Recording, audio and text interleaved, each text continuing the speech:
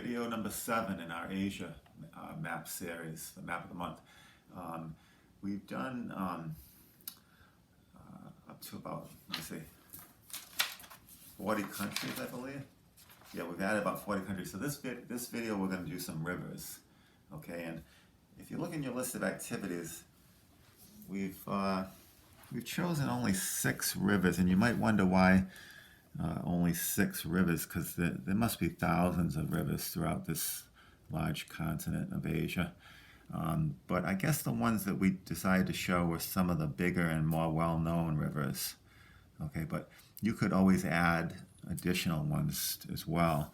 But if you look in your list, these are the ones we're going to show. The Volga, which technically is in Europe, but it's in the country of Russia. So we put that on the map. Then we've got the Ganges River. We've got the Tigris River, the Euphrates River, the Brahmaputra River, and the Yangtze River. Okay, so let's start at the top. Let's do the Volga.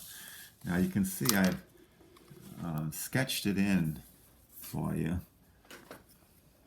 So let's follow the path. It kind of starts up here.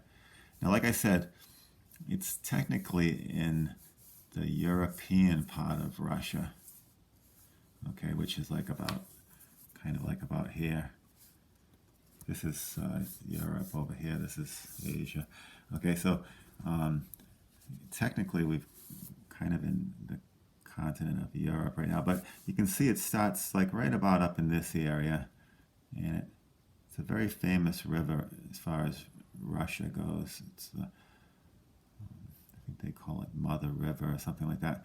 It's very important in the history of Russia, so we wanted to include it on this map. We'll probably include it on our Europe map as well when we do the continent of Europe. But okay, so follow the course. It kind of goes in this direction, then it heads south where it empties into the Caspian right about there. Okay, and I actually labeled it already, V-O-L-G-A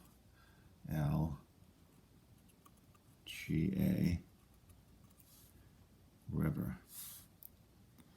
Okay, so that's a pretty long river. Let's look at the next one in the list is the Canju River.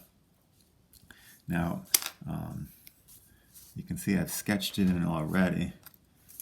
It kind of starts kind of in this area over here between India and Nepal. Maybe even, who knows, maybe it even begins in, I don't know the exact location of where it begins, but somewhere in the Himalayas. Okay, so I'm going to follow the course of this river. You can see it flows down. You can see it's just a little south of Nepal. And it works its way over into Bangladesh.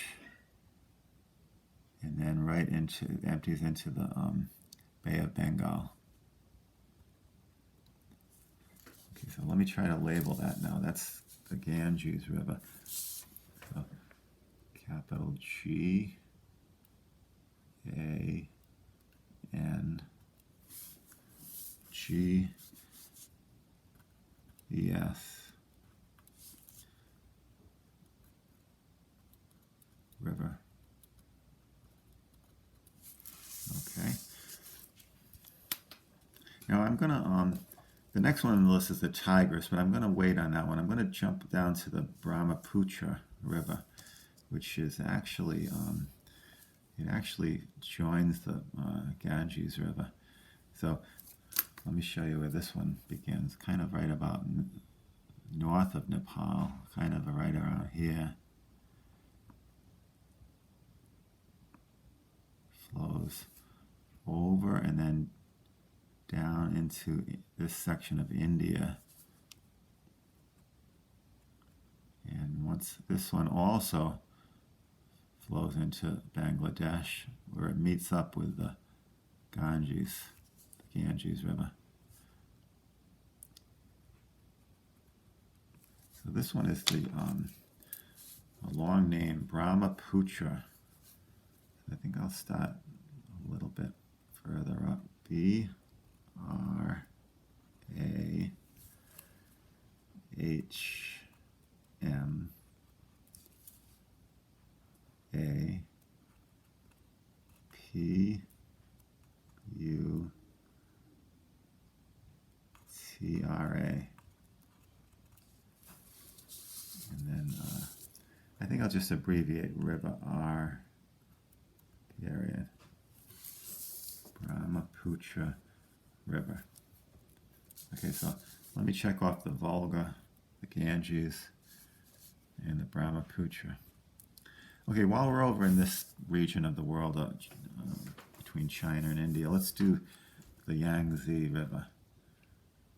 You can see it kind of, the source of the river would be north of Bhutan, up in the this part of China, and it kind of works its way south before it changes to more of a west to east direction. You can see I've put in a few little winding back and forth a little bit.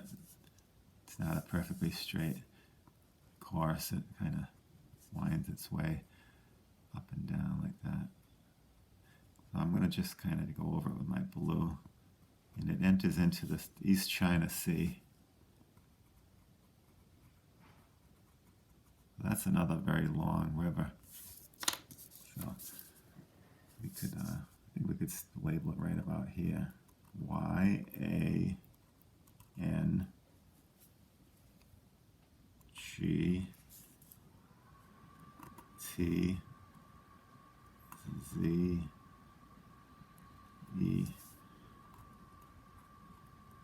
Plenty of room to write river.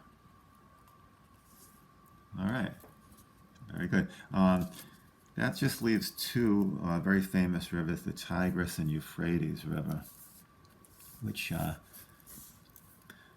flow through a few different countries: Iraq, Syria, Turkey. Okay, let's do the Tigris first. Okay, it might be better to backtrack from the Persian Gulf. It kind of comes up. Let's draw it from the mouth of the river, and we'll go toward the source of the river. So you see it kind of flows right along that border there a little bit in a straight line, then it comes up.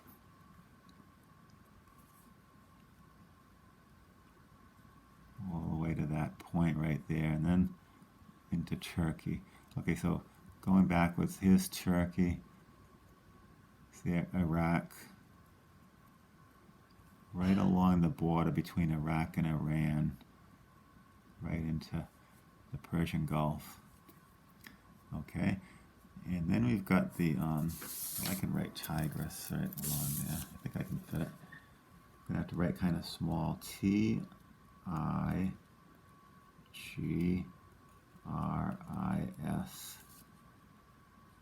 And then I'll put R period, the river. Okay, and then we've got the Euphrates River, which is also kind of has its source up here in Turkey, and it comes down through Turkey into Syria. Just do your best to try to approximate where that river lies. I've tried to do my best to get it in its proper location.